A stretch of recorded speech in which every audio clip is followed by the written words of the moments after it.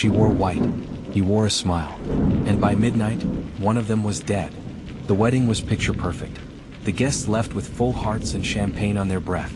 But behind the honeymoon suite door, something else happened. Something no one could explain. What turned the ideal fiancé into a killer? Or was he ever who he said he was? Savannah, Georgia, October 15, 2022. The sun bathed the oak-lined streets in a warm, golden glow, casting long shadows over the cobblestones of Forsyth Park. The Spanish moss danced lazily in the autumn breeze as a string quartet played under the ornate wedding arch. Jessica Monroe stood at the edge of the aisle, heart fluttering beneath her ivory lace gown, her eyes fixed on Derek Von Tyler, the man she was about to marry. He looked like something out of a magazine. Polished gray suit, sharp jawline, confident smile. Everything about him screamed success. Guests whispered that Jessica had truly found her prince. No one knew that by sunrise she'd be found lifeless in their honeymoon suite. The day had unfolded like a romantic film. Jessica, a second-grade teacher known for her kindness and stability, had met Derek 4 years earlier during a charity real estate event. He was charming, attentive, and driven, the kind of man everyone hoped their daughter would marry. He opens doors, pulls out chairs, and remembers anniversaries. What more could you want? Jessica once told her best friend, Monica. The wedding reception at the historic Whitmore house was a blur of laughter, toasts, and slow dancing under chandeliers. Jessica's father gave a tearful speech. Derek's best man told stories of how Derek always took care of people. The cake was cut. The bouquet was thrown. Everything was perfect, until it wasn't. 3:42 a.m., emergency call to Savannah PD. 911 operator, Savannah emergency, what's your emergency? Caller, Derek Tyler, panicked.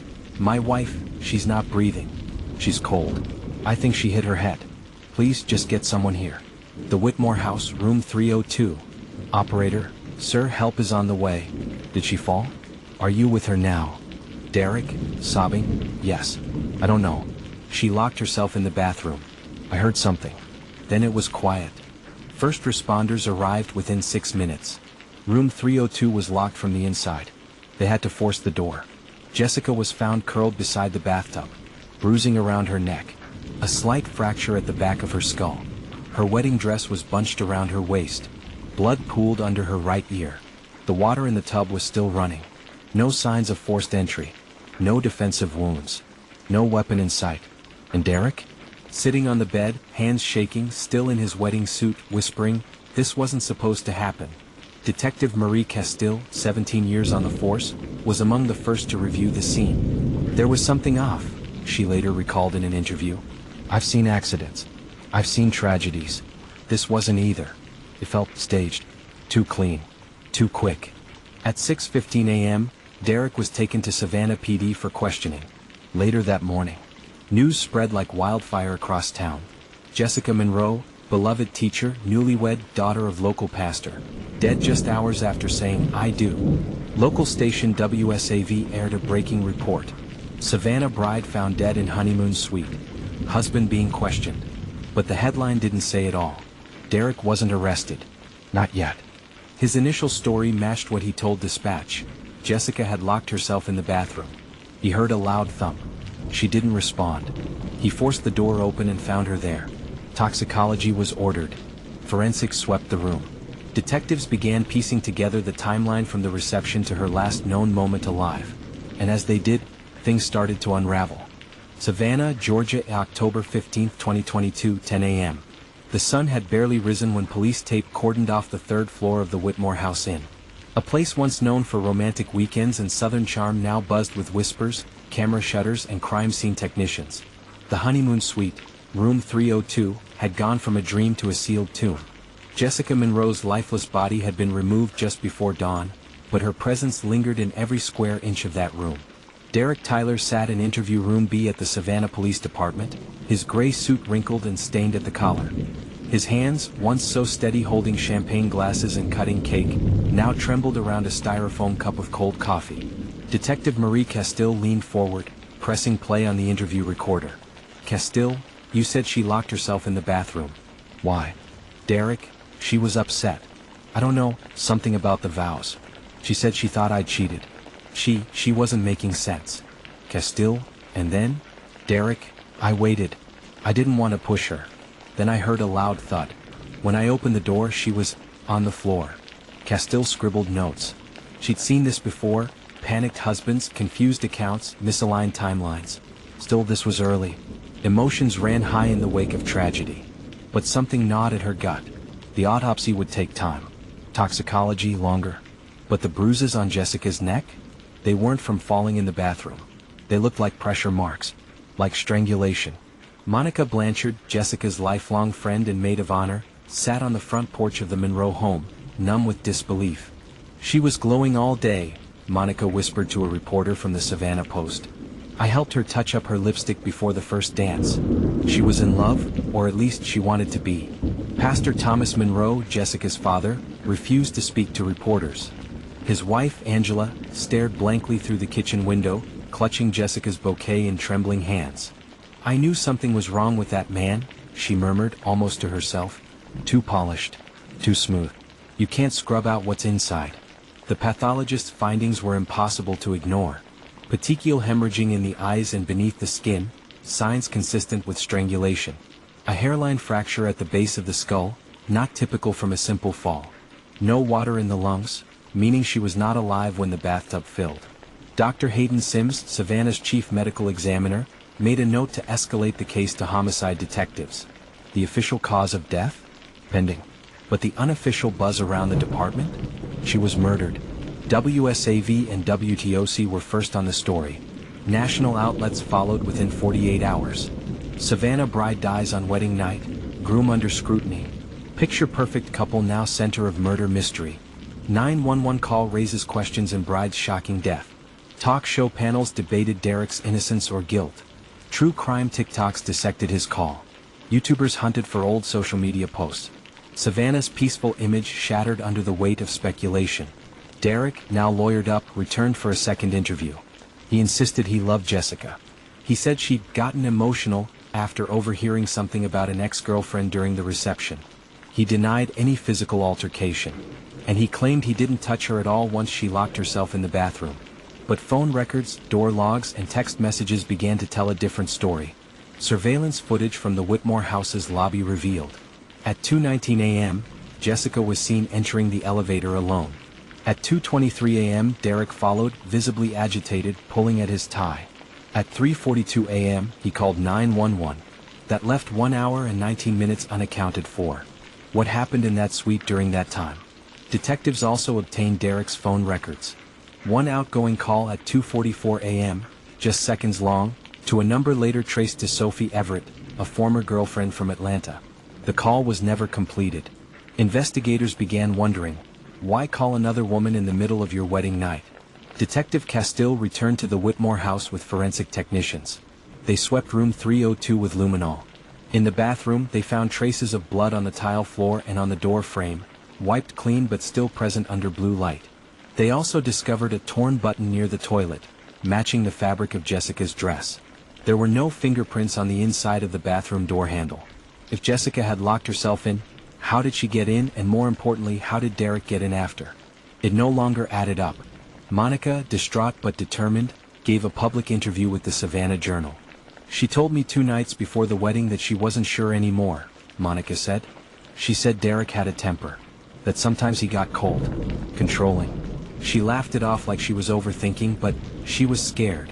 Detectives obtained Jessica's iCloud backups and found journal entries from the week before the wedding. One read, I want to love him. I really do. But I don't know who he is when no one's watching. It's like he wears a mask for the world, and when it slips, it's terrifying. Police obtained a search warrant for Derek's personal apartment in Midtown Atlanta. What they found would change the case forever. In a locked drawer. A burner phone with dozens of deleted texts to unknown contacts. A black leather-bound journal filled with handwritten notes about control, obedience, and making her see. And under a floorboard? A necklace. Jessica's. The one she told her mother had disappeared months ago, and that Derek had insisted she must have misplaced it. October 20th, 2022, Savannah Police Department. Detective Marie Castile sat alone in the dim office with her eyes fixed on the files spread across her desk. She'd worked hundreds of cases in her 17 years on the force, but something about Derek Von Tyler made her gut twist. The man everyone called perfect, generous, successful, charming, was starting to look like a master illusionist. And illusions only last until someone pulls back the curtain. When the search warrant turned up Jessica's missing necklace in Derek's old apartment, along with a disturbing leather journal and a burner phone, Castile ordered a deep dive into Derek's personal and financial history. First came the aliases D.V. Tyler, Derek Vaughn and D.V. Monroe on multiple dating and business profiles. Then the sealed civil restraining order from 2016, filed by a woman named Elena Ruiz in Cobb County, Georgia. The file was buried, dismissed without trial, but the reason for filing? Threats, coercion, and psychological intimidation. Then came another lead. In 2019, a college ex-girlfriend, Lana Strickland, filed a police report in Atlanta. She claimed Derek had installed a tracker on her car and showed up at her job multiple times, uninvited. But she withdrew the complaint just days later, citing family pressure. None of these incidents had ever gone to trial. Nothing ever stuck. Derek knew how to skirt lines, how to disappear just enough to avoid consequence. But now someone had died. Back in Savannah, Jessica's parents demand answers. Pastor Monroe sat at a press conference 2 days after his daughter's funeral, flanked by his wife and attorney. Jessica believed in love. She believed in forgiveness. But she also knew fear that none of us saw, he said. We need the truth. We need justice. Not just for Jessica, but for every woman who's been gaslit, controlled, and silenced. His voice trembled but never cracked. His words lit a fire in the community. A vigil outside the courthouse that night drew over 300 mourners, teachers, students, neighbors, and strangers. Candles flickered beneath photos of Jessica. Her second-grade class had made handmade signs. Miss Monroe taught us to be brave. Castile focused next on the black leather journal recovered from Derek's apartment. Forensic handwriting analysis confirmed it was his. Inside were dozens of entries, each one more disturbing than the last. Love is power. Control is proof of loyalty. She doubts. That means she doesn't understand yet. Break her gently, then rebuild her with rules. Psychological profiler Dr. Harlan Shore reviewed the journal and concluded Derek displayed clear signs of narcissistic control and coercive abuse behavior, traits often overlooked until it's too late. Derek wasn't just a man who lost control one night. He was a manipulator, slowly tightening the leash until Jessica didn't know she was being choked. When national media picked up the story, it hit Atlanta's local radio within hours. That's when Elena Ruiz, now living in Houston, called the Savannah PD anonymously. She refused to speak on the record at first. Fear dripped from her voice. He used to tell me he'd ruin me if I ever said a word. That no one would believe me. That he could cry on command if he needed to. Detectives flew to Texas. Elena finally agreed to a recorded statement. Her story mirrored Jessica's journal entries almost word for word. Intense charm, quick love bombing, slow isolation, and subtle threats. He always made me think I was the crazy one. He never hit me. He didn't have to. He'd say things like, "What would happen if you weren't around anymore?" and smile. That was worse. Still not officially charged, Derek remained under close surveillance and legal restrictions. But his once confident attorney, Miles Brecker, requested a meeting with prosecutors. "My client is willing to speak, but only in exchange for reduced charges," he said. The DA's office refused. Then, surprisingly, Derek released a public statement through his lawyer. "I love Jessica. Her death was a tragic accident. The media has turned our pain into a spectacle. I will tell my side in court and the truth will come out." But behind closed doors he was unraveling. Cell logs from the honeymoon suite showed a deleted video file around 2:50 a.m. Tech teams at the Georgia Bureau of Investigation began working to recover the footage. When they did, the image was blurry. But the audio was clear. Jessica pleading, "Please stop." I said no. "I just want to sleep." Then a male voice, quiet but sharp. "You don't get to leave now. You belong to me." Seconds of silence. Then a loud crash. Then nothing. With leaks, pressure, and public rage growing, the district attorney finally moved. October 26, 2022, arrest made. Derek Von Tyler was arrested at his Atlanta office for second-degree murder, coercive abuse, and tampering with digital evidence. He didn't resist. He didn't say a word. But as officers led him in cuffs past cameras, he looked straight into the lens. And smiled. October 28, 2022, Savannah, Georgia. The Monroe family home had become a sanctuary of grief, silence, and unanswered questions. Jessica's childhood bedroom remained untouched, the way she had left it 3 weeks before the wedding. A partially zipped suitcase on the bed, a notebook open on the desk, and a pair of pink flats she planned to wear on the honeymoon still sitting at the door. Angela Monroe, her mother, hadn't entered the room until now. The sun filtered through the floral curtains, catching motes of dust in the air as Angela ran her fingers across Jessica's desk. There, beside a nearly empty coffee mug, sat a leather-bound journal. Angela didn't remember Jessica writing in a journal, not since high school. She opened it cautiously. The entries inside were beautiful, heartbreaking, and horrifying. Jessica had started writing again 2 months before the wedding. Her handwriting was neat at first, then more frantic as the pages turned. August 13th. He bought me a necklace, then told me not to wear it to school. Said it was for him, not the world. September 4th. Monica keeps asking why I look tired. I can't tell her. He reads my text, checks my calls, says it's just love, just protection. October 1st. He apologized with roses, said he was just scared of losing me. I smiled, but inside, I'm fading. The final entry was dated October 14th, one day before the wedding. I want to believe I'm marrying the right man, but I have this fear, this cold, sinking fear, that I'm walking into a cage, not a home. What if he only ever showed me who he wanted me to see? Angela wept silently, her hand over her mouth. Her daughter had been screaming for help in ink, and no one had heard her. Detective Castile now had the journal and the recovered footage from Derek's deleted video file. But the more disturbing revelation came from Derek's burner phone, decrypted by the Georgia Bureau of Investigation. Inside were dozens of messages. Most were deleted, but a few were recovered from cloud backups. One thread stood out. Contact saved as he, later confirmed to be Sophie Everett. Derek, she's starting to ask too many questions. Sophie, play it cool. You're almost there. Derek, she tried to cancel the honeymoon. I made sure she didn't. Sophie, you know what to do. Make her yours or make her gone. It appeared Derek hadn't just been hiding secrets. He may have had help. Detectives located Sophie in Macon, Georgia. She initially denied knowing Derek beyond college. But when confronted with the messages, her facade cracked. It was never supposed to go that far, she confessed. We were just talking. I didn't know he would actually do it. She admitted they'd reconnected 2 months before the wedding. She said he vented about Jessica controlling him, about feeling trapped. Sophie, obsessed and unstable, encouraged his resentment. But even she claimed not to believe he'd follow through.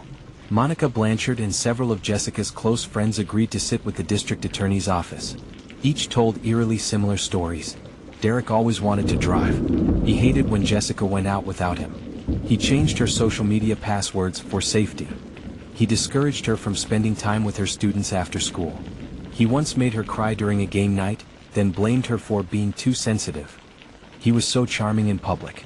The way he pulled out her chair, held her hand, it looked like love, Monica told the DA. But behind closed doors? He was rewriting her. News of Jessica's journal shook Savannah. Her entries were read aloud during a town hall meeting on domestic violence. Churches, schools, and nonprofits organized seminars on invisible abuse, emotional coercion, manipulation, surveillance. Her name became a rallying cry. Justice for Jessica was painted on murals downtown. Candlelight vigils popped up in 4 Georgia cities. Her students created a memorial garden outside her classroom window. Meanwhile, Detective Castile received a call from a retired officer in Charleston, South Carolina. You might want to look into a woman named Tasha Kellerman, he said. Derek dated her in 2014. She disappeared. The case had gone cold. Tasha was last seen leaving a club with a man whose description loosely matched Derek's. No charges were filed. Her car was found abandoned near a river. Her body was never recovered. Records from that case had eerie overlaps. Phone manipulation, tracking apps, isolation tactics. Though circumstantial, it painted a deeper, darker portrait of Derek Tyler. He wasn't a one-time offender. He was a serial manipulator, and possibly a serial predator. By November, prosecutors had enough to charge Derek not only with second-degree murder but also premeditated coercive control, destruction of evidence, and psychological abuse. His defense lawyer tried to suppress the journal and text messages. The judge denied the motion. The journal is the victim's voice from beyond the grave, she ruled. It will be heard. On what would have been their 1-month anniversary, Monica posted a video with excerpts from Jessica's journal set to piano music. It went viral. In the final shot, she read aloud, Even if something happens to me, I want people to know, control is not love. Obsession is not protection. Silence is not consent. The comments section flooded with thousands of women echoing one sentiment. I've been there. November 3, 2022, Savannah County Courthouse. The streets surrounding the courthouse pulsed with emotion. News vans lined the curbs. Reporters rehearsed stand-ups in front of camera crews, whispering facts like ammunition, former fiancé, wedding night murder, secret messages, unsealed journal entries. Inside the courthouse, the room buzzed with tension. A mix of grieving citizens, true crime fanatics, and activists for domestic violence victims filled the benches. Court officers stood tall at each door. And at the front, seated with the quiet defiance of a man still clinging to control, sat Derek Von Tyler in a navy blue suit, freshly pressed, no longer smiling. He looked smaller than he had months earlier, his arrogance shaved down by exposure. But his eyes still scanned the room like he owned it. The lead prosecutor, District Attorney Lizette Vaughn, stood before the jury, her voice calm but unwavering. This is not a case about a fall. It's not a case about a misunderstanding. This is a case about a man who spent years learning how to mask control as love, and how that mask slipped, fatally, on the night he could no longer keep her quiet. She walked the jury through Jessica's final hours, the journal entries, the surveillance footage, and the recovered video clip. Jessica Monroe was not unstable. She was not irrational. She was terrified. And she had every reason to be. Derek's defense attorney, Miles Brecker, opened by casting doubt on timing, intent, and the ambiguity of the couple's final interaction. Tragedy, not intent, is at the heart of this case. Mr. Tyler did not murder his wife. He found her. He panicked. He acted imperfectly, but he is not a killer. He pointed to the lack of eyewitnesses, the inconsistencies in Derek's emotional state on the 911 call, and the inflammatory media coverage. But the jury wasn't just seeing the courtroom. They were living in a community that had been shaken to its core. Jessica's best friend, Monica Blanchard, was the prosecution's first emotional blow. On the stand, she held back tears as she described Jessica's last few weeks. She told me she wasn't sure anymore. But she also said she was afraid of what would happen if she called it off. Afraid of Derek? The prosecutor asked. Monica nodded. Yes. Afraid of what he'd do. To her. To himself. Afraid she'd lose her job, her peace, her life. The jury scribbled notes. One juror, a woman in her 30s, visibly shook her head. The black leather journal was admitted as primary evidence. Its pages were read aloud in part. I'm constantly apologizing for things I didn't do. That's how he wins. He keeps score. Of everything. Every meal, every word. I'm tired of living inside his invisible cage. Each entry was a gut punch. By the end of the reading, one alternate juror had to excuse herself to regain composure. The now infamous audio from the deleted video file was played for the courtroom. Jessica, please stop. I said no. I just want to sleep. Derek, you don't get to leave now. You belong to me. The courtroom fell into absolute silence. In the front row, Angela Monroe clutched her husband's arm so tightly his knuckles turned white.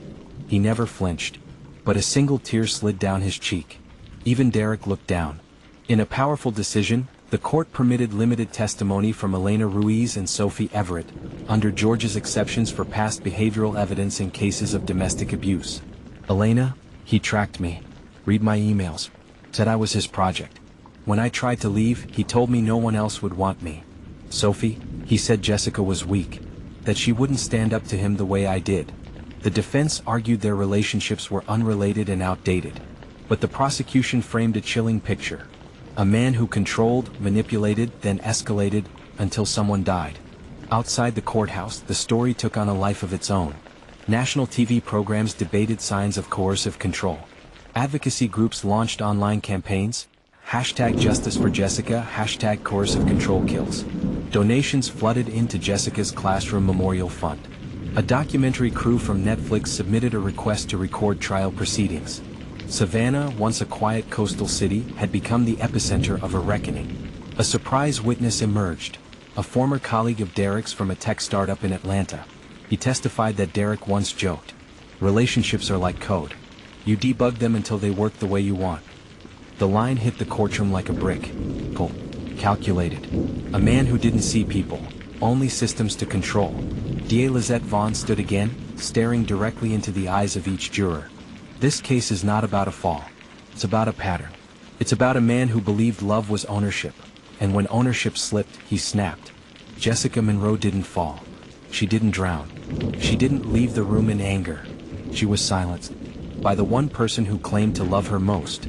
The defense closed by suggesting emotions clouded logic, and urged jurors not to convict based on feelings. But the damage had already been done. After 4 hours of deliberation, the jury returned guilty on all counts: second-degree murder, coercive abuse, tampering with evidence. As the sentence was read, Derek showed no emotion. The judge handed down 45 years without the possibility of parole. Jessica's parents held each other tightly, their eyes closed as if praying. Justice, though delayed, had arrived. November 10, 2023, 1 year later. Savannah, Georgia. The once muted classroom at Millstone Elementary School is now a vibrant tribute to its most beloved teacher. Butterflies and rainbows dance across hand-painted walls. Beneath the windowsill sits a plaque that reads, "In memory of Ms. Jessica Monroe, she taught us to be brave, kind, and free."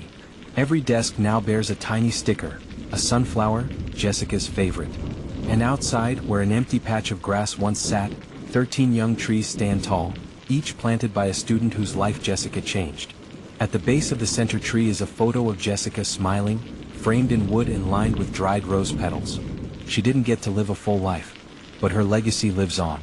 Following the trial, Jessica's parents founded the Jessica Monroe Foundation for Coercive Abuse Awareness. The nonprofit quickly gained national traction, drawing support from survivors, educators, counselors, and lawmakers. Its mission: to raise awareness about emotional control, gaslighting, and psychological manipulation, the types of abuse that often go unnoticed until it's too late. Angela Monroe now travels the country speaking at colleges, churches, and police academies. At every stop, she reads Jessica's final journal entry. "Even if something happens to me, I want people to know, control is not love." Spurred by Jessica's case and the media firestorm that followed, Georgia passed Jessica's Law in early 2023, making coercive control a felony offense when proven to be part of an abusive pattern. The bill includes specific language around digital surveillance, emotional isolation, and threats masked as love, many of the behaviors Derek had used with Jessica and others. Jessica's name is now etched not only in memorials but in legal history. Derek Von Tyler now resides in a maximum security facility in southern Georgia. Once praised by co-workers, adored by in-laws, and idolized by strangers online, he now spends 23 hours a day alone in a concrete cell. No interviews, no confessions, no apologies. According to guards, he still insists it was all a misunderstanding. But the world no longer believes him. In the months after the trial, dozens of women, from college classmates to former co-workers, shared their own stories of Derek's manipulation. Though none resulted in physical harm, the emotional damage had lingered for years. They credited Jessica's courage, her journal entries, and the trial as a wake-up call. "She gave us the words we never had," one woman wrote in an op-ed. "She taught us that fear in silence is not love, it's survival." Savannah now hosts an annual event called Brave Voices Day, every October, where survivors of emotional abuse are invited to speak, heal, and connect. The first event saw over 700 attendees. Some shared poetry, others shared stories. All honored Jessica. At the close of the ceremony, candles were lit, 13 in total, as the choir of her old church sang, "You Raise Me Up." And in the still night, the wind carried the sound of hundreds of voices saying her name. Jessica Monroe was not famous. She didn't die in a war or on the front lines of disaster. She died in the arms of someone who claimed to love her. And because of her words, her warning, her strength, lives are being saved. Conversations are being had. Laws are changing. If Jessica's story moved you, share it. Tell someone. Speak out when you see the signs. Her voice was taken, but yours still matters. Drop a comment below to honor Jessica or someone you know. Share this video to raise awareness of coercive control and emotional abuse. Subscribe for more stories that bring hidden truths into the light. Let's keep her light burning.